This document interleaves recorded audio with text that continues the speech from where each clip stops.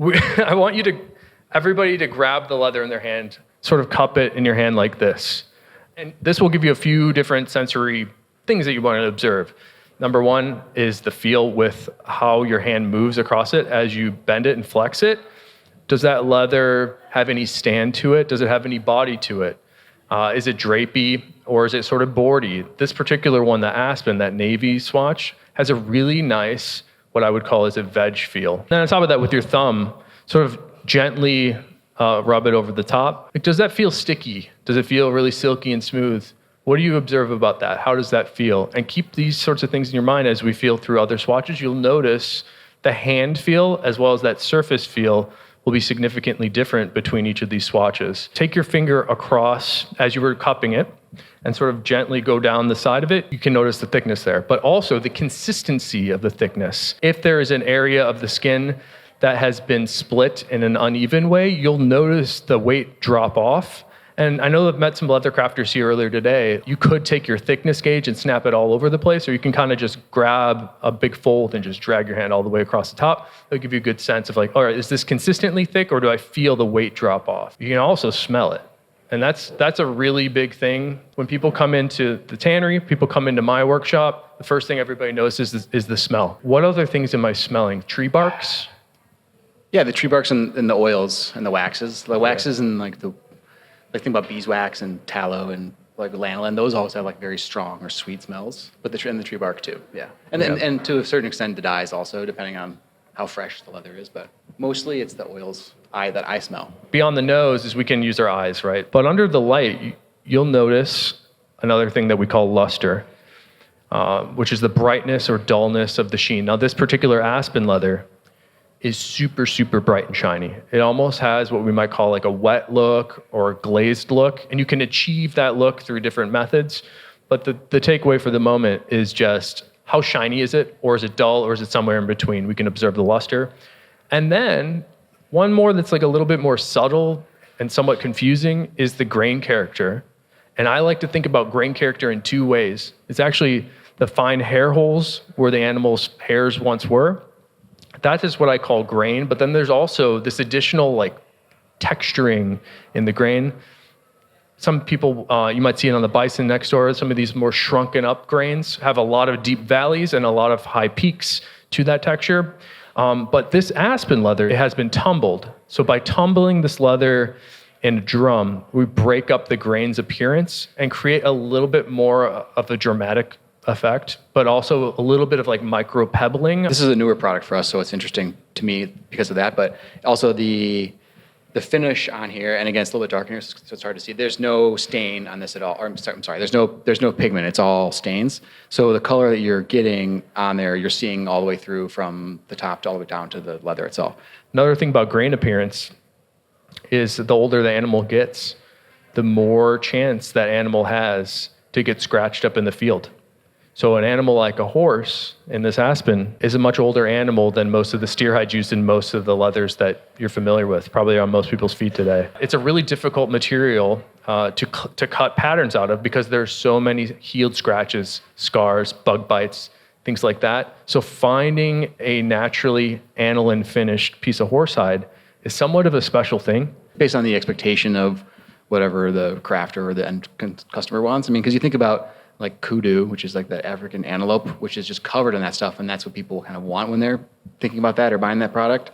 So it's just, again, it just exists on a spectrum, and like just what do you want? But cosmetically, you're not going to lay it down and just like cut 100% of it and have not to think about it at all. It's a natural product with a lot of natural. You can cover up some of that inconsistency, like a scar. I can paint over that and you'll never know it was there. So that is a method that tanneries Nick has done, I'm sure, and tanneries in the other building have done as well. So you can really sort of cure that appearance and make it very, very consistent. But the trade-off is a couple things. Is you don't get much depth of color like you do on this piece of Aspen in your hand. And if you look at the surface, it's much darker. And then the undertones are a little bit more aqua blue. You will not have any of that depth on a fully finished painted piece of leather. And then the second thing is, like for me, it's bigger. It's like I don't really like how the full pigment stuff wears.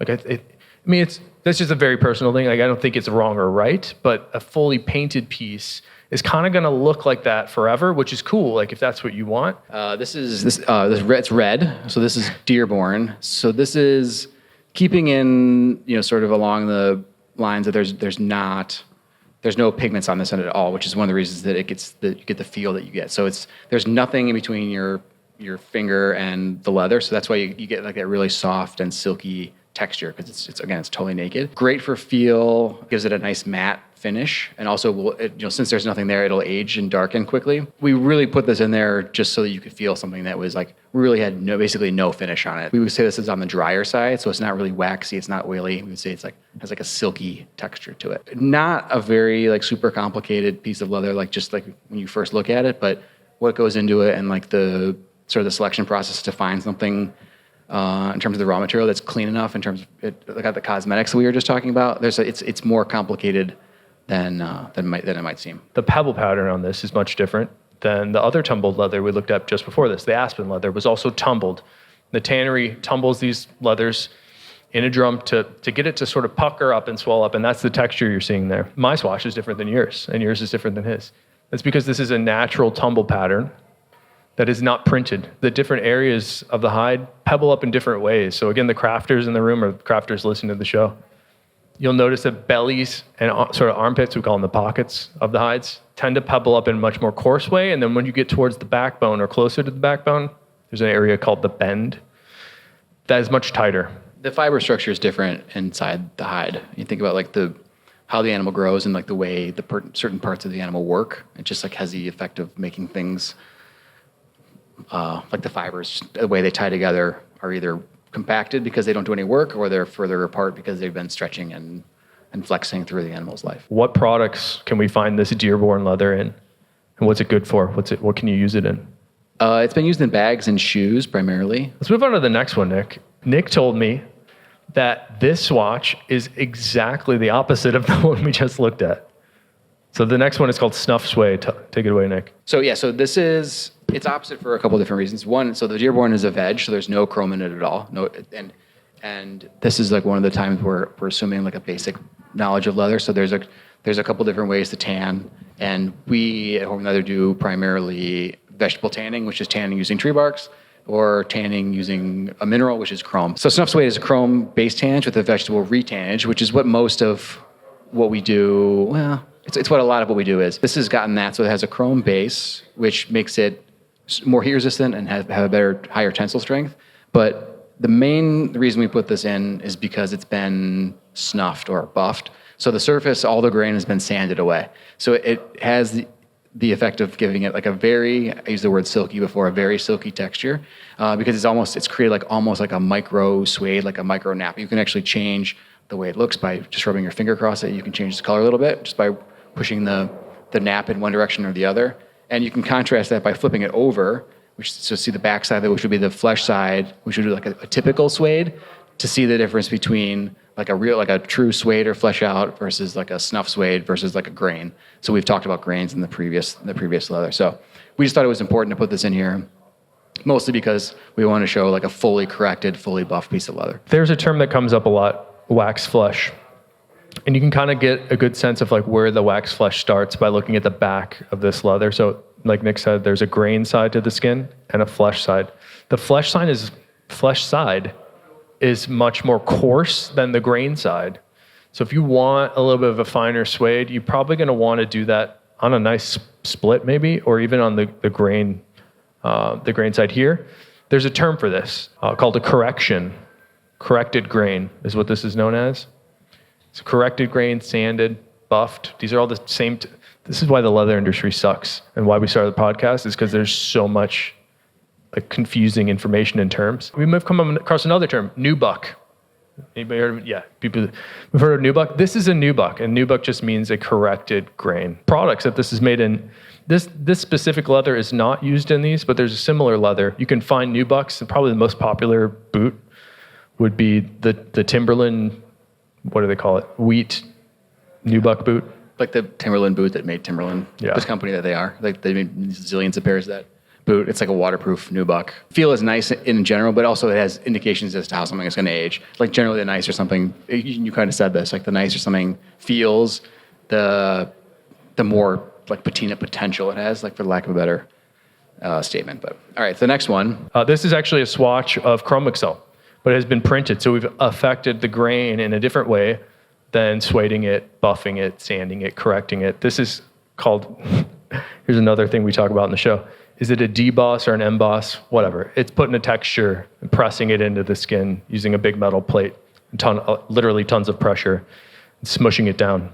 And it retains pretty nicely in the Chromexcel. What I like about the prints, especially on like an oily pull-up type of leather, is it really reveals a lot of color depth. In fact, if you want to sneak ahead, the next swatch is the same leather, but without the print. You'll notice it's a totally different color. And it does have that same pull-up in it, but something about the prints, especially like we make a lot of wallets in the Dublin leather, but when the Dublin is printed with the Western texture, it looks even more special. I wanted to include this, so being they're back to back, the printed and unprinted version. So we call this Western floral, and this is, so Chromexcel is something that like many people might have had some experience with. So it's trying to take something that's like pretty recognizable and then doing something that's clearly artificial or added after the fact. You can really put a texture. You can put this texture into any leather. It's just a machine that embosses or debosses, to your point. This is a really wild texture. It's a lot, and it's very wide and it's very specific. You can make the same plate that pressed the texture in here much finer. So you can fake the hair of the animal to make something that has no grain at all. You can make it look like grain. You could take essentially, we were talking about covering up the material and really painting it on there. You could make something look super fake and upgrade by hiding all those scars, and then print a fake hair cell, is what they call it, a fake grain into that laminated layer of paint. So I see a lot of that in the world. Like that is probably the most common leather you'll find. You can take a very low desirable skin and upgrade it to become very desirable, but it's fake and it just won't age very nicely. The question is, does pressing a texture, plating the leather affect the grain break? Yes, it can. If you don't do it, if you use too much pressure or too much heat, or if you do it too many times, then it can start to. I mean, the idea is don't do that. So, and certain leather is more tolerant to it than others. So, I mean, you can't really see so much with this one because Chromexcel tends to have pretty good like retention because it has so much veg in it. But if you bend this like pretty aggressively, again, like try to fold it over, you can almost get the print to come out of it. The less pressure and the less heat you put on, the less likely you are to sort of compromise the structure of the leather at all. Specifically for shoes, that can be an issue. Like if you're lasting it, like you don't want the toe to go completely smooth and have the rest of the shoe have this like crazy floral texture. So it's like it's like anything else with leather. It's like there's like a sweet spot where like if you do too much, then you're gonna start to have physical maybe effects that you don't want, but if you don't do it enough, then that's not really okay either. It's a combination of that and then also making sure you're putting it onto the right product and then also into the right product. So there's a lot that goes into it, but the answer is yes. We used to have a term for that at the tannery that we would call overplating. And the result was something we called a cakey break, which is another term that means nothing, but it sort of makes the break a little junkier. Another term that you're gonna love. A normal break, you will be able to see very clear fine lines.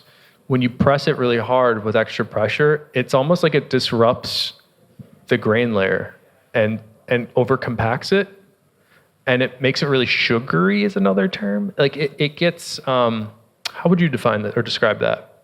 You know what I'm talking about. It starts to, like when you force the leather to bend against itself to assess like the break. So that means like bending it the way leather doesn't want to be bent. When you bend it, it'll look like it's been already bent like a million times. Like you sort of have accelerated the process of like the breakdown. And not necessarily, that's not to say that the leather isn't okay to be made into something. It's just you've sort of gotten to the point with something cosmetically that you don't really need to be. You're trying to avoid that in the first place. So I have one more thing about texture and prints. If you recall the red swatch that we had earlier, that being a natural tumble pattern, you can fake a tumble pattern with a print also. Let's move to the next swatch, Nick. This is like a reference point because the assumption was that some people for the people just listening. This is a swatch of brown Chromexcel. Yeah.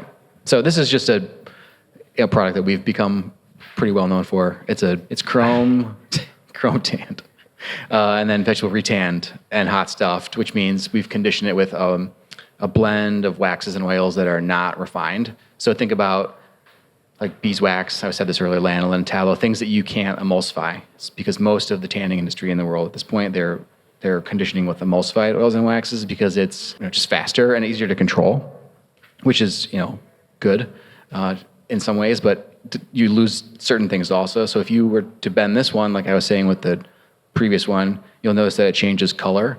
So that's called pull up, and that's just you're temporarily displacing those waxes and oils. Just to give it a lighter color, because the waxes and oils impart a lot of color. But you can use your finger and you can rub it back, and it'll darken right back up again. These have gotten pretty waxy feeling. They actually weren't even like this when I shipped them on Monday. Just sometimes the temperature change will cause the waxes to come to the surface. So if you just use a cloth later, you'll be able to buff this and it'll become shiny again, which is we talk about it being kind of like a self-polishing leather because of all the waxes in it, and like this will be a really good example of that. The luster on Chromexcel is really interesting. Perhaps different, like we were talking about the aspen being super, super bright. This one has a nice sheen to it. It doesn't have that glassy, sort of glazed, wet look that the aspen has. I would just call it a nice sheen. It's like a very polished look, but not glassy. So it's a very good, for me, it's like a medium. I would call it like a medium luster. Nick, is there a difference between feel of an oily feel and a waxy feel? What does Chromexcel have? Chromexcel is an oily feel. And then, not to jump ahead, but the next swatch I would call a waxy feel. So we'll get to that one in a second. So you can compare them, but I would Chromexcel is definitely oily. It does have waxes in it too, though. It does have a lot of wax. wax. Good question. But it's just that from the feel, like a feel. If you're trying to define it from a feeling standpoint, I would say it's oily. I was talking about cupping the leather earlier, like at the top. This one's an interesting one to cup because it has, for me, like this is exactly what you want a veg tan or at least a veg retan leather to feel like, where it sort of snaps back to your hand and doesn't want to just fully drape down. Other interesting things about the high oil and wax content, anybody making stuff with Chromexcel, it's really hard to get, it's actually really hard to work with. It's pretty stretchy. But I think one of the bigger things that not a lot of people know about is it's what we call non-cementable leather. So you can't really stick anything to it. So Chromexcel's cool. It's sort of like become the classic pull-up leather. You'll find other leathers in the world that are called pull-up leather. They're probably not going to feel like the true Chromexcel. So just one more thing about that is it is gluable for a while.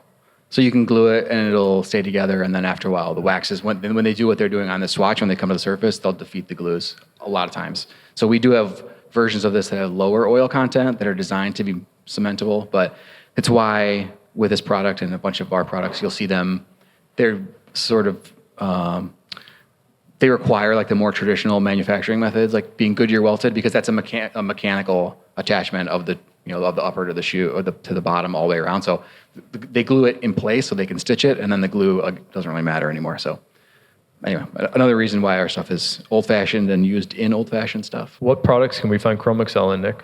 A lot of stuff. A lot of shoes, jackets, wallets, boat shoes. I mean, it's been used in its many iterations in a lot of different places. Yeah. The big negative about Chromexcel? There isn't one. No bright colors, earth tones only.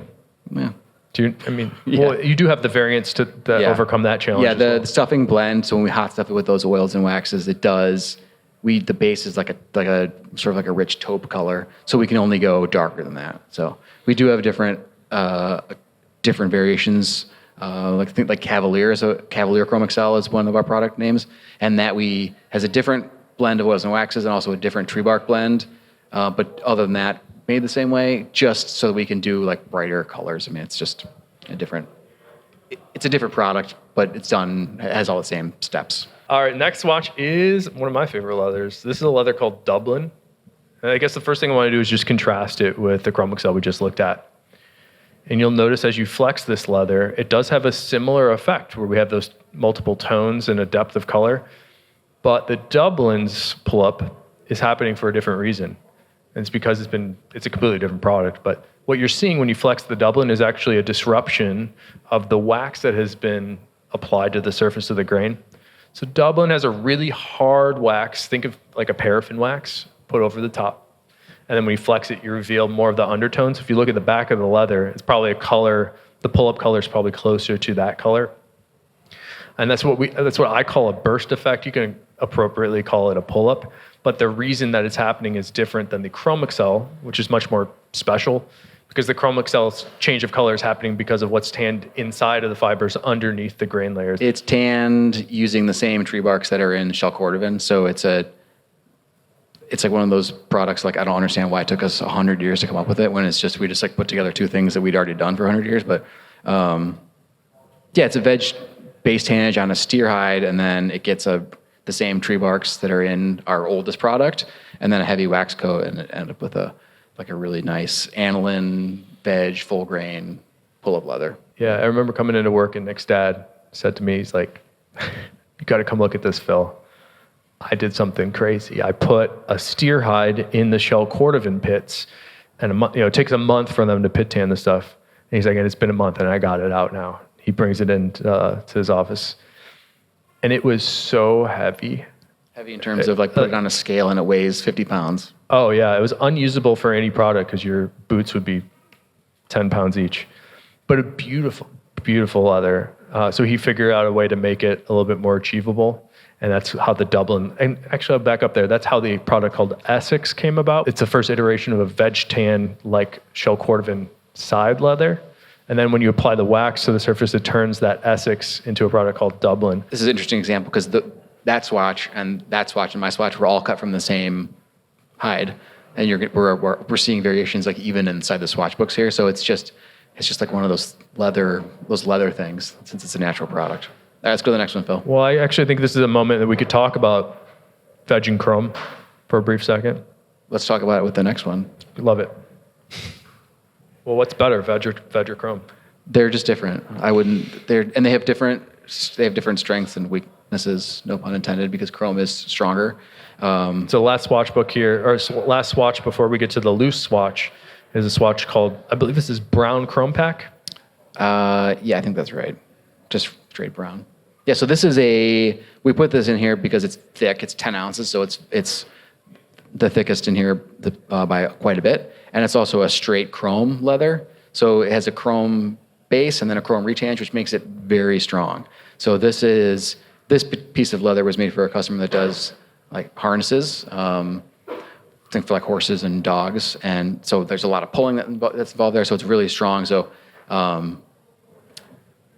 that's interesting, and a complete contrast from the one that was before it, which was Full veg. Full veg. And also this is kind of weird because it's full chrome, but it's also hot stuffed. So it's a very rich and oily piece of leather, but also very strong. And I mean, probably one of the most, if not the most durable leather that we make. I'm noticing the smell in the Chromepak.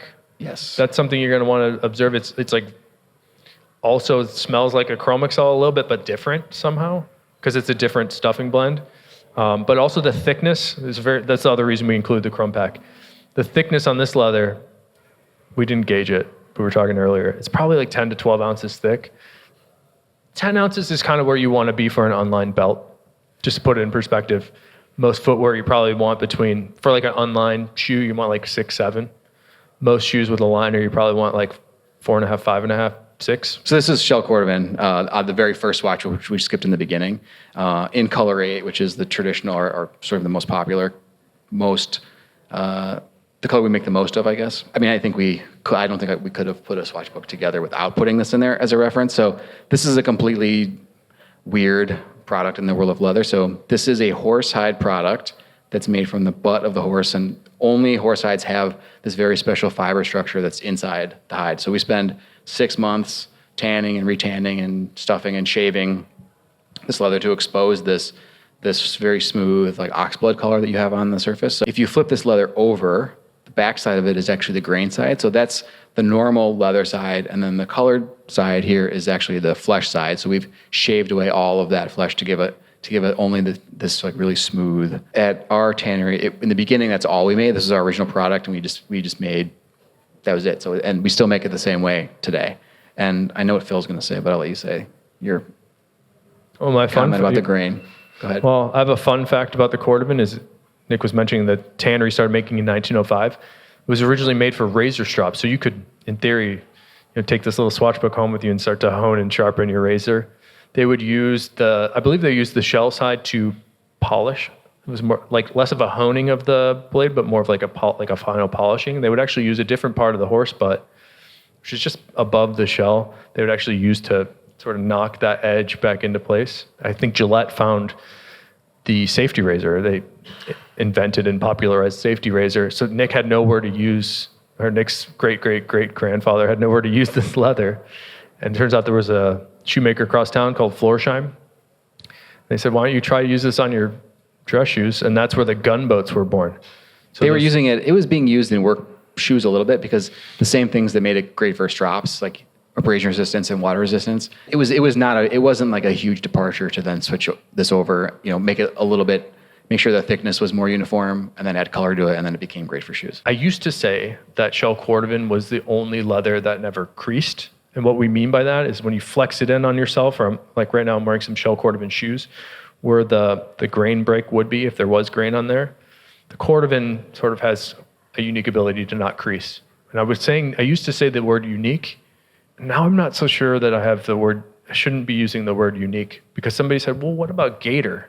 I'm like, yeah, you're kind of right. Like, anyways, it's special in that it doesn't crease, but I don't know if it's unique. And so I'm rethinking my language. The other thing is, like, if you want a leather that doesn't crease, you might want to consider a corrected grain leather. Some of them, especially a rough out, you're not going to get any creasing there. It's like a good way to, if you hate pebbling and break, that might be a good way to overcome that. Let's get to the loose swatch, which we've got one more swatch, and then we can do some questions.